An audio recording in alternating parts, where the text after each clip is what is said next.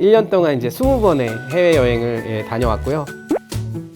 연 배당 소득은 세후 5천만 원 정도가 될 것 같습니다. 호기심 반, 좀 테스트 측면에서 초고배당률 ETF들도 투자를 하고 있습니다. 안녕하십니까. 작년에 만 20년 동안 다녔던 직장을 희망퇴직을 하고 열심히 이제 해외여행도 다니고 자유로운 삶을 좀 경험하고 있는 미국 배당 투자자 황금별이라고 합니다. 그동안의 근황을 좀 더 상세히 설명해 주시면. 제가 20년 동안 치열하게 직장 생활을 열심히 치열하게 살아왔다 보니까 좀 많이 소모되고 몸과 마음이 많이 좀 지쳐 있었어요. 20년 동안 휴가도 제대로 못 갔으니까 1년에 한 번씩 1년 동안 이제 20번의 해외여행을 다녀왔고요. 그동안 배우지 못했던 것들, 뭐 테니스나 골프 같은 그런 레슨도 좀 받았고, 여행 다니는 것도 즐겁고 재밌고 하더라고요. 준비했던 배당 소득으로만으로는 좀 부족하잖아요. 그래서 요즘은 이제 월수금 3일은 이제 아르바이트를 하고 있고요. 뭐 실적이나 이런 정해진 압박, 회의, 어떤 뭐 발표 이런 것들에 대해서 좀 자유롭다 보니까 제 삶에 주도적이면서 제가 하고 싶은 것들 위주로 하다 보니까 만족도는 훨씬 큰 것 같습니다. 기획 영상에서 100만 회를 돌파했는데요. 네. 정말, PD님한테 듣고 깜짝 놀랐는데, 100만 뷰는 감히 상상도 못 했었고, 이런 영상을 좀 많이 봐주셨던 이유 중에 하나는 제가 뭐 엄청난 수익률을 올렸거나, 아니면 뭐 엄청난 자산가라거나 이렇게 좀 동떨어진 사람이 아니고, 평범하게 20년 직장 생활을 해왔고, 누구나 뭐 직장 생활 열심히 하고 어느 정도 재테크 하셨으면 모을 수 있는 그런 자금을 가지고 자유롭게 살아가는 그런 모습에서 현실적인 공감대가 많이 가져다 드리지 않았나? 이제 그런 생각을 가지고 있습니다.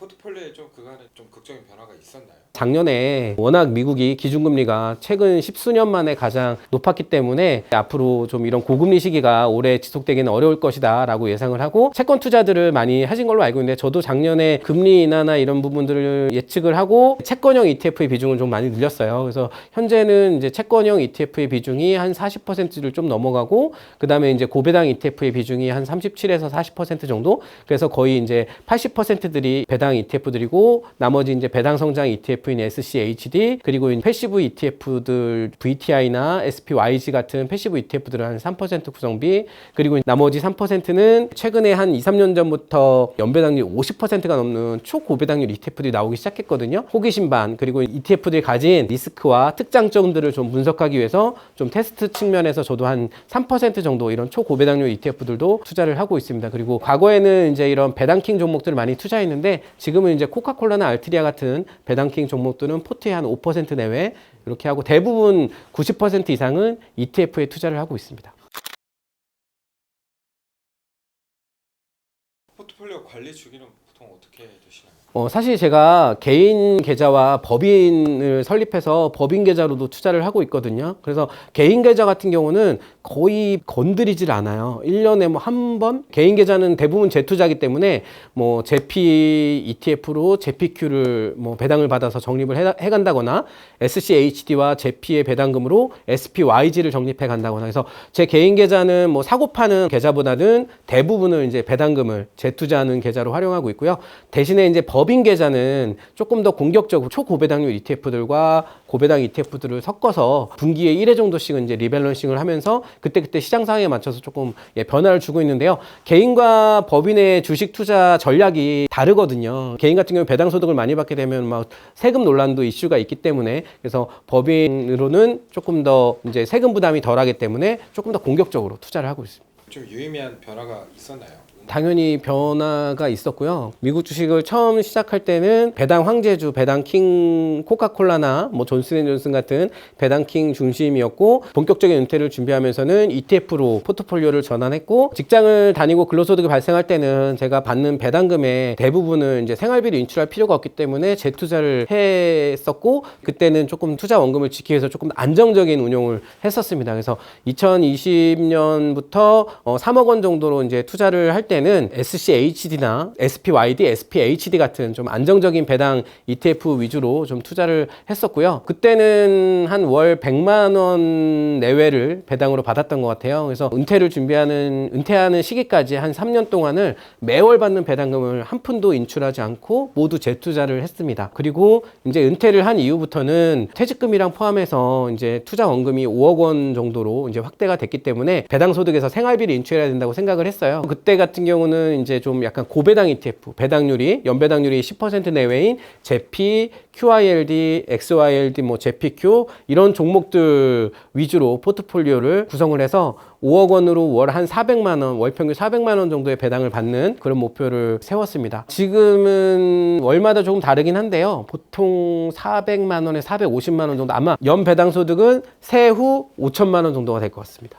고배당 ETF들 같은 경우는 사실 주가가 안정적으로 뭐 꾸준하게 우상향하는 종목들은 아니고 원금 손실 우려도 있고, 실제로 일부 ETF들은 매년 원금이 조금씩 까지는 그런 ETF들도 있거든요. 그렇기 때문에 저 같은 경우는 고배당 ETF에서 받는 배당금의 모든 100%를 다 생활비로 인출하지 않고 그 중에 이제 3분의 1 정도는 이제 배당금을 받으면 이제 재투자를 해서 원금 손실에 대한 좀 해칭을 하는 부분이 있었고, 3분의 1은 달러를 외화 RP나 이런 데 투자해서 저축을 하고 있습니다. 그리고 이제 3분의 1 정도만 생활비로 인출을 하고 있습니다. 배당주에 투자하게 된 계기는 무엇인가요? 직장 생활을 오래 하다 보면 현타가 오는 순간들이 다들 있으실 거예요. 조직이나 사람에 대한 실망감 이런 것들도 있었고, 정신적으로 극복해내고 이겨내면 좋은데 그러지 않는 경우도 있기 때문에 저 같은 경우도 이제 좀 그런 어떤 슬럼프가 왔던 시기가 있었습니다. 가족들이 있기 때문에 또 막상 마약 같은 월급을 버릴 수가 없잖아요. 월급이 당장 두세 달만 끊겨도 대부분의 직장인들은 이제 생계에 곤란이 있다 보니까 그래서 그런 고민들을 했어요. 제일 먼저 제가 가진 자산들을 좀 점검을 했습니다. 대부분의 이제 저도 그때 당시에는 부동산 자산이었거든요. 부동산 투자도 물론 좋지만 이렇게 해서는 평생 은행의 노예로 살아야 될 것 같고 평생 근로를 하고 직장 생활을 해야 될 것 같은 거예요. 그래서 투자하고 있던 부동산의 일부를 매도를 해서 종잣돈을 가지고 어떻게 하면 이 돈이 현금으로만 만들어져서 나를 위해 매월 꽂힐 수 있을까, 시스템 소득을 만들어줄 수 있을까. 대부분의 사람들이 재테크 방식으로 생각하는 것들이 소형 아파트 월세, 상가주택, 지식산업센터 분양 뭐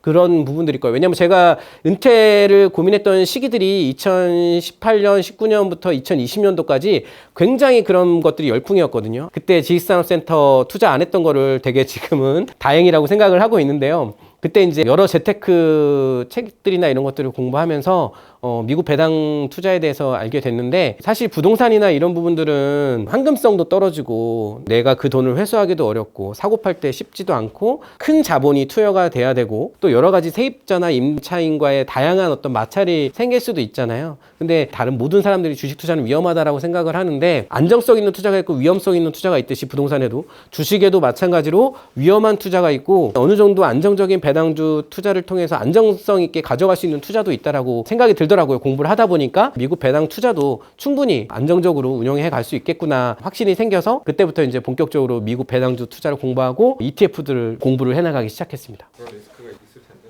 어떤 점을 좀 고려해야 될지. 이 세상에 절대 안전한 자산이란 하나도 없다라고 생각을 하거든요. 사실 우리가 뭐 예금이나 적금을 들면 안전하다 이렇게 생각을 하는데, 고금리 시대가 온 지가 몇 년 안 됐고요. 상당히 오랫동안 저금리 시기였단 말이에요. 그러면 은행 예금이자가 1%, 2%일 때 예금에다가 돈을 넣는 것은 물가 인상률이나 이런 것들을 고려하면 원금이 마이너스 나는 것과 마찬가지인 투자인 거잖아요. 그래서 예금 적금이 투자 원금이 지켜진다고 생각해서 절대 안전한 자산은 아닌 것처럼, 배당 투자라고 해서 절대 안전하다고 생각하면 안 되는 부분이 있고요. 배당 투자도 공부해야 될 부분이 굉장히 많습니다. 이런 배당 지급일에 대한 기초적인 지식, 배당주, 배당 기업들, 그리고 이제 배당 ETF들도 굉장히 다양하거든요. 미국 주식에 투자할 경우에는 또 양도소득세 같은 이슈가 발생을 할 수도 있습니다. 다만 이제 배당 투자는 시간에 투자하는 투자고 오랜 시간 인내해야 되는 투자 방식이기 때문에 급하게 마음먹지 말고 차근차근 하나하나 공부를 하면서 지식을 쌓아가시면서 도전해 가시면 충분히 안정적으로 포트폴리오를 구축해서 운용해 나가실 수 있을 것 같습니다. 누구나 쉽게. 배당이 절대 공짜가 아니거든요. 우리가 받는 배당금이라는 것은 해당 월에 주가에서 배당금만큼 빠지고 다시 출발합니다. 예를 들면은 이번 달에 코카콜라가 주당 배당금으로 1달러를 줬다. 그럼 현재 코카콜라 주가가 60달러다. 그러면 배당받을 권리가 떨어지는 배당락일에 주가는 60달러가 아니라 배당금 1달러만큼 빠지고 59달러에서 다시 시작하거든요. 이거를 이제 배당락이라고 합니다. 그래서 이제 이 부분을 잘 공부를 해 보셔야 되는 거고요. 어떤 종목을 선택하느냐 부분에 있어서도 굉장히 중요한 부분이 있습니다. 이렇게 배당락만큼 빠지고 시작을 하더라도 그 기업의 어떤 성과나 해당 ETF들의 어떤 운용 방식에 따라서 다시 주가가 회복되면서 꾸준하게 조금 이제 안정적으로 성장을 해 나가는 ETF들도 있고요. 그런 ETF들을 보통 안정적인 배당 성장 ETF라고 많이들 부르기도 하고, 보통 이런 ETF들은 배당률이 3% 미만이에요. 배당률이 낮죠. 반면에 10%가 넘는 고배당률 ETF들도 있어요. 그 ETF들도 마찬가지로 주가에서 배당금만큼 빠지고 시작을 하는 거예요. 그럼 매월 1%씩 배당이 빠지는 거죠. 그렇기 때문에 배당률이 좀 낮더라도 안정적인 배당 ETF를 선택할 것이냐, 배당률이 높지만 원금이 까질 수 있는 이 ETF를 활용해서 재투자를 한다거나 아니면 활용해가지고 다른 어떤 액티브 ETF를 투자를 할 것이냐, 이런 것들에 대한 선택인데, 시장이나 관련 ETF들을 학습을 하신 다음에 자기한테 맞는, 자기 성향에 맞는 그런 ETF를 선택하셔야 될 것 같습니다. 개별 배당주보다 ETF를 좀 어떤 점에서 좀 유리할까요? 네, ETF가 괜히 21세기 최고의 금융 상품이라 불리는 이유는, 사실 우리 같이 바쁘게 직장 생활하는 현대인들이 개별주의 어떤 분기별 실적이나 성과나 매출이나 이익이나 이런 것들을 공부해 가면서 투자를 하기란 정말 쉽지가 않거든요. ETF란 말 그대로 테마나 지수 이런 것들에 따라서 기초자산을 기반으로 해서 되게 다양한 종목을 분산해서 투자해 놓은 금융 상품이기 때문에, 저희 같이 뭐 이렇게 일일이 개별 종목들 공부하거나 이런 시간이 부족한 사람들에게는 굉장히 적합한 부분들이고요. 사실 ETF가 처음 출시가 된 거는 1990년대 초반이었습니다. 근데 본격적으로 인지도가 높아지고 인기를 끌게 된 거는 1997년에 스파이라는 S&P 500 지수를 기초자산으로 해서 그 시장 지수를 그대로 쫓아가는 이제 스파이라는 ETF가 투자가 되기 하면서인데요. 제대로 인정을 받고 ETF의 투자 규모가 커지게 된 배경은 2008년 세계 금융위기 때였습니다. 왜냐하면 2008년 세계 금융위기 때 미국에 누구나 다 알만한 그런 기업들이나 인지도가 높았던 뭐 리먼을 비롯한 은행들이 막 파산을 하기 시작하면서, 은행이 무너진다라는 건 생각도 못했던 일이었잖아요. 그런 것들이 무너지기 시작하면서 투자자들이 이제는 어떤 개별주나 종목에 대한 두려움을 갖게 됩니다. 그러다 보니까 조금 더 포트폴리오를 분산하고 다양하게 담고 있는 ETF들이 조금 더 안전한 자산이란 인식들을 하게 되었고, 이제 그때부터 ETF에 투자되는 금액이 굉장히 커지게 되었고요. 지금은 이제 ETF의 전성시대라고 불리울 정도로 미국에만 2,500개가 넘는 ETF들이 있거든요. 그래서 우리 투자자들이 해야 될 일은 다양한 ETF들이 어떤 지수를 기초로 어떤 운용 전략과 운용 방식을 가지고 있는지, ETF에 투자하는 목적이 시세 차익인지 아니면 어떤 배당을 통한 현금 흐름이 목표인지, 투자 목적을 명확히 해서 공부를 하시고 투자를 하시는 게 바람직할 것 같습니다. 지금 사실 성장주 두드러지는 편이잖아요. 배당주를 좀 많이 하는 것도 좀 유효할까요? 엔비디아나 테슬라로 정말 엄청난 자산을 일구신 분들도 부럽기도 하고, 한편으로는 그 성과는 내 성과가 아니잖아요. 다른 사람의 성과고 남의 성과일 뿐이지, 내가 지금 엔비디아를 진입했다고 하면 그 분들처럼 뭐 $100 이하에 진입할 수 있는 상황도 아닌 거고, 엔비디아가 뭐 지금 $800, $1000를 오가고 있는 상황이 너무 고점인다 아니다, 이건 누가 알겠어요. 그분들은 그만큼 또 오랜 세월을 인내하고 견뎌서, 물론 행운도 따라줬겠지만, 저는 남의 성과를 부러워하기보다는 내가 가진 투자 성향이 어떤지를 명확하게 좀 파악하시는 게 좋을 것 같아요. 내가 엔비디아나 테슬라 같이 이런 성장주를 통해서 시세 차익 이런 것들을 선호하는 투자자인지, 아니면 안정적으로 현금 흐름을 늘려가거나 ETF, 배당 ETF의 수량을 늘려가는 그런 배당주 성향의 투자자인지, 투자자의 성향을 먼저 고려해서 선택을 하시면 좋을 것 같고, 만약에 안정적인 투자 성향의 세로토닌형 투자자라고 한다면 코카콜라나 이런 배당킹들부터 시작해서 미국의 대표적인 배당 ETF들 종목들을 소량으로 매수하시면서 배당을 받아보는 그런 경험들을 통해 본인의 은퇴나 노후를 위한 준비를 해 나가시는 게 좋을 것 같습니다.